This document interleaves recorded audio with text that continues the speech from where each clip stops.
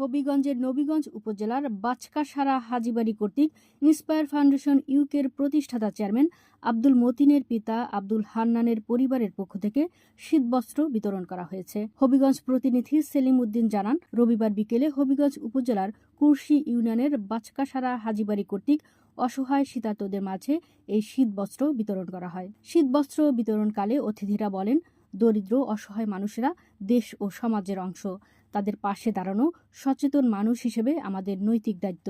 তাই সমাজের বিত্তশালী সহ সকলের উচিত গরিব সুবিধাবঞ্চিত মানুষের পাশে দাঁড়ানো। শীতবস্ত্র বিতরণ শুধুমাত্র অসহায় মানুষের প্রতি করুণা নয়, তাদের পাশে দাঁড়ানো নৈতিক দায়িত্ব। হৃদয়ের মানবতাবোধকে জাগ্রত করে সমাজের সকল সুবিধাবঞ্চিত মানুষের জন্য কাজ করা উচিত। প্রতিষ্ঠাতা চেয়ারম্যান লন্ডন প্রবাসী আব্দুল মতিন এ ধরনের মহতি উদ্যোগ নেওয়ার জন্য ইন্সপায়ার ফাউন্ডেশন ইউকের নেতৃবৃন্দকে ধন্যবাদ জানান। পাশাপাশি সমাজের বিত্তশালীদের নিজ নিজ এলাকার অসহায় মানুষের সাহায্যে এগিয়ে আসার আহ্বান জানান। আগামীতে এ কার্যক্রম অব্যাহত থাকবে বলে তারা আশাবাদী। বাচকাসারা গ্রামের বিশিষ্ট মুরব্বী হাজী আব্দুল হাসিব মেম্বারের সভাপতিত্বে বিশেষ অতিথির বক্তব্য রাখেন বাংলাবাজার বেগম জাহানারা প্রি ক্যাডেট স্কুলের প্রধান শিক্ষক মাস্টার নজরুল ইসলাম, বিশিষ্ট মুরব্বী হাজী আলাউদ্দিন, ইন্সপায়ার ফাউন্ডেশনের বাংলাদেশ প্রতিনিধি ও পরিচালক বুলবুল আহমেদ, আশিদুল ইসলাম চৌধুরী, সাংবাদিক সেলিম উদ্দিন। অন্যান্যদের মধ্যে উপস্থিত ছিলেন কাশেম মিয়া, মৌলদ মিয়া,